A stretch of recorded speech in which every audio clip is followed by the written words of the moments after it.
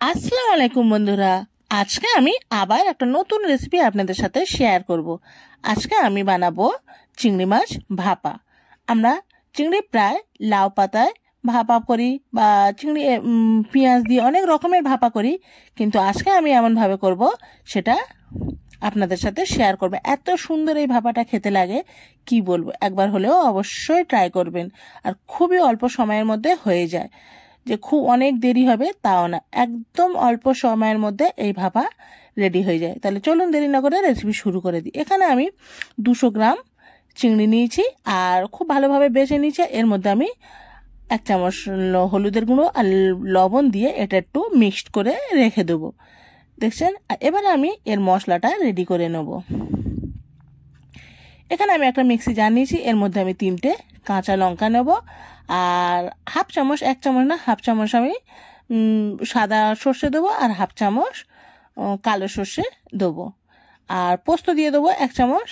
দিয়ে এর মধ্যে আমি অল্প পানি দিয়ে এটা খুব ভালোভাবে মিহি পেস্ট করে নেব, একেবারে মিহি পেস্ট। যেহেতু আমার চিংড়ি অনুযায়ী আমি মশলা নেব, আপনারা অনেক চিংড়ি নিলে সেরকম অনুযায়ী মশলা নেবেন। দেখছেন এখানে আমি খুব ভালোভাবে মিক্সটা করে নিয়েছি, দেখুন ঠিক এমন করতে হবে। এবার আমি একটা টিফিন বক্স নিয়ে নেব। এই টিফিন বক্স প্রত্যেকের ঘরেই টিফিন বক্স তো থাকেই থাকে, যেহেতু বাচ্চা বাড়িতে থাকলেই টিফিন বক্স থাকে। দেখুন এখানে আমি একটা টিফিন বক্স নিয়ে নেব আর এই টিফিন বক্সের মধ্যে আমি মশলাটা পুরো এর মধ্যে দিয়ে দেব।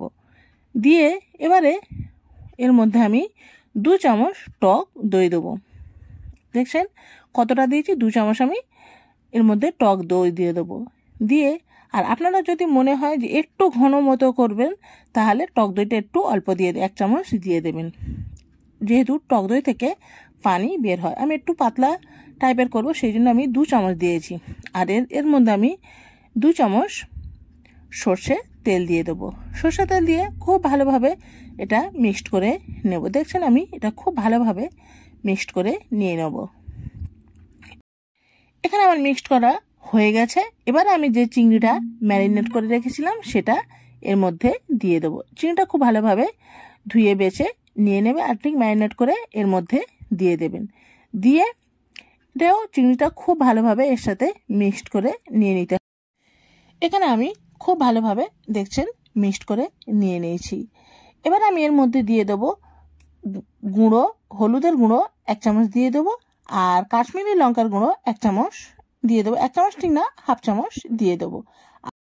হলুদের গুঁড়োটা আপনারা স্কিপ করলেও চলবে, কারণ আমরা চিংড়ি মাছে যেহেতু হলুদের গুঁড়ো দিয়েছি জাস্ট কালার আসার জন্য আর একটু কালারটা ভালো হওয়ার জন্য, সুন্দর দেখাবার জন্য, সেই জন্য আমি কাশ্মীরি লঙ্কার গুঁড়োও দিয়েছি আর হলুদও একটু এক্সট্রা দিয়ে দিচ্ছি। এটা আপনারা দিতে পারেন নাও দিতে পারেন, যেহেতু আমরা আগে হলুদের গুঁড়ো দিয়েছি। এবার আমি যে মিক্সি জারটা সেটা ধুয়ে এর মধ্যে অল্প একটু পানিও দিয়ে দেবো। দেখছেন কতটা হয়েছে। আর টিফিন বক্সটা একটু বড় নিলে ভালো হতো, যেহেতু আমার এর থেকে বড় টিফিন বক্স ছিল না, সেই জন্য আমি এই ছোট্ট টিফিন বক্স নিয়েছি। আর এর মধ্যে আমি কাঁচা লঙ্কা 3টে নিয়ে নেব আর একটু উপর থেকে সর্ষের তেল দিয়ে খুব ভালোভাবে মুখটা চাপা দেব। দেখছেন আমার এখানে হয়ে গেছে। আর এবার আমি একটা গ্যাসেতে একটা কড়া বসিয়ে দেবো, এর মধ্যে আমি অল্প একটু পানি দিয়ে দেবো। দিয়ে দেখছেন আমি যে টিফিন বক্সটা বসিয়েছি কতটা হয়েছে, টিফিন বক্সের হাফ হয়েছে। এবার আমি এর ঢাকনাটা চাপা দিয়ে খুব ভালোভাবে 15 মিনিট আমি এটা রান্না করে নেব। নিয়ে দেখুন আমার 15 মিনিট এখানে হয়ে গেছে আর এটা আমি খুলে আপনাদেরকে দেখাচ্ছি। একটু গরম আছে, আমার হাত দিতেও গরম লাগছে। দেখুন কেমন হয়েছে, খুব সুন্দর হয়েছে না? এত সুন্দর খেতে লেগেছে কি বলবো। আমার মেয়ে এরকম ভাপা খেতে সে খুব একটা পছন্দ করে না, কিন্তু এটা রান্না করতে সেটা ও পুরো এটা অর্ধেকটাই খেয়েছে, এত নাকি ওর ভালো লেগেছে। একবার হলেও অবশ্যই বাড়িতে ট্রাই করুন, সবাই পছন্দ করবে, ছোট থেকে বড় সবাই খেতে পছন্দ করবে। দেখুন এত সুন্দর এটা খেতে লাগবে। আর এর রান্নাটা আপনারা 15 মিনিট ফুল জোরে দেবেন না, যখনই এর পানিটা কমে যাবে একটু আবার পানি দিয়ে দেবেন। দেখুন এত সুন্দরের কালারটা এসেছে, সুন্দর হলেছে, খেতেও খুব সুন্দর লেগেছে। একবার হলেও অবশ্যই বাড়িতে ট্রাই করবেন। দেখুন ভাত দিয়ে খেতে এত সুন্দর লাগে কি বলবো। আমার খেয়ে তো খুব ভালো লেগেছে। একবার হলেও আপনারা অবশ্যই এটা বাড়িতে ট্রাই করবেন। ট্রাই করে আমাকে অবশ্যই কমেন্ট করে জানাবেন যে আপনাদের কেমন হয়েছে।